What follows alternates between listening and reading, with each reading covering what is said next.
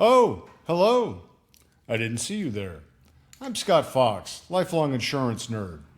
And if you feel overwhelmed by all the Medicare options out there, don't worry. I'll help you cut through the noise. In the next 5 minutes, I'll walk you through a simple checklist to help you choose between three main paths: traditional Medicare, Medicare Advantage, or Medigap with a Part D plan. Let's get nerdy. Step 1. Know your three main options. You've got three ways to structure your Medicare. These are listed in the order of monthly out-of-pocket premium costs, or what I like to call guaranteed minimum monthly expenses. You will pay these even if you never see the doctor. Number 1, Medicare Advantage or Medicare Part C. These are often $0 monthly premiums. Some plans can actually reduce your monthly Part B premiums or give you extra cash for expenses. Number 2, traditional Medicare, Parts A and B. Currently about $180 a month for Part B. Original Medicare plus Medigap plus Part D. This is usually an additional $150 to $250 a month on top of your Part B premium, depending on your area and your plan. Nerd tip: think of Medigap like a first-class ticket. You pay more up front, but get fewer hassles. Medicare Advantage is like flying basic economy, cheaper, but more rules. And traditional Medicare by itself, well, it's like flying a stunt plane without a parachute. Step 2, ask these key questions. Question 1, do you travel a lot or live in different states throughout the year? Medigap is probably your friend. No networks, no referrals. Medicare Advantage plans usually lock you into a local service area. Traditional Medicare works nationwide, but you'll pay deductibles and 20% of most costs out of pocket with no annual maximum. Question 2, can you afford a higher monthly premium to avoid surprise bills?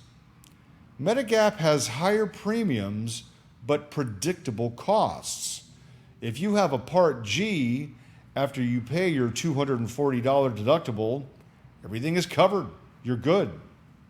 Medicare Advantage is often $0 a month, but includes copays, coinsurance, and a maximum out-of-pocket. Traditional Medicare has no annual out-of-pocket max, and you'll owe $1,632 per hospital stay. That's your Part A deductible. You can have multiple of these in a year. You have a $240 annual Part B deductible. After that, you have 20% coinsurance on most outpatient services with no annual maximum. Question 3, do you have doctors or specialists you want to keep? Medigap and traditional Medicare let you see anyone who accepts Medicare with no network. Medicare Advantage plans have limited networks, so you should always check. But if your doctor is in network for a particular Advantage plan, it can be a cost-effective solution. Question 4, are you okay with referrals and prior approvals? Medicare Advantage plans may require both. Medigap and traditional Medicare do not require referrals or prior approvals.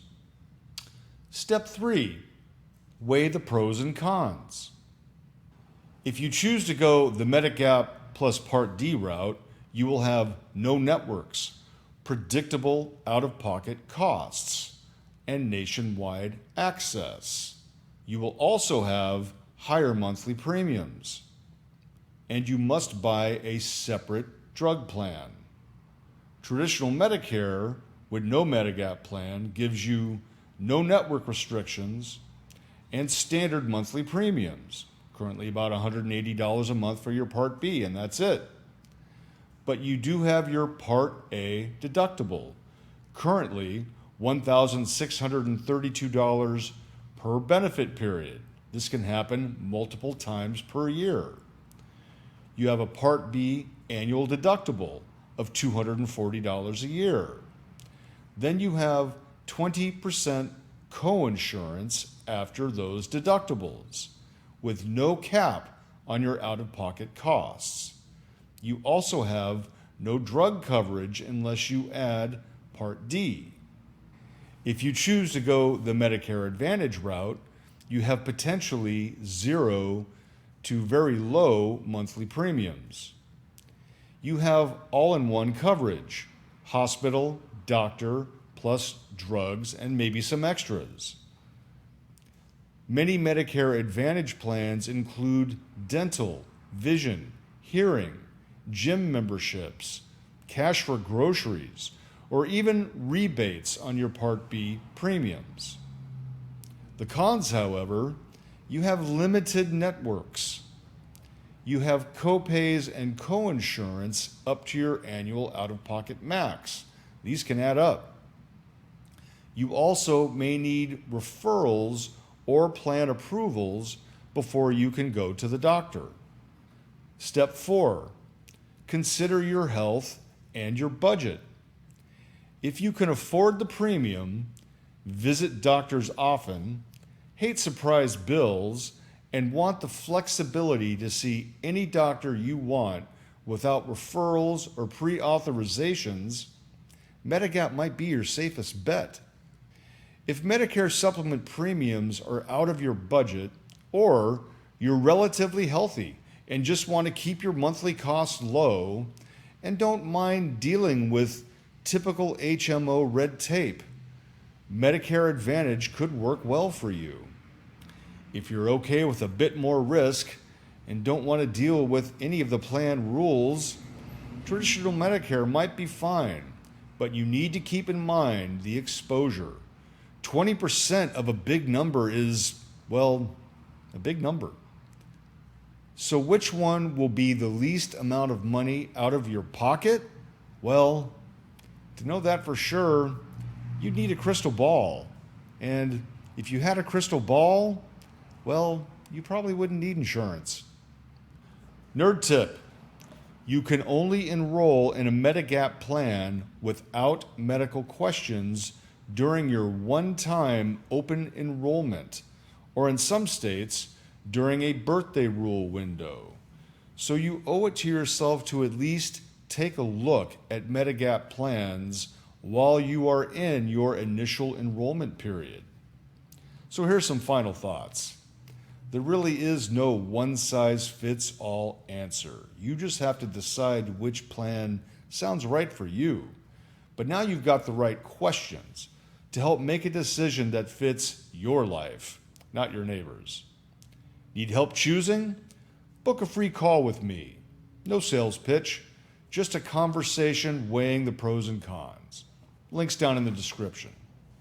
Please, if you found this video helpful, like, subscribe, and share this with someone on their Medicare journey. And as always, stay nerdy, my friends.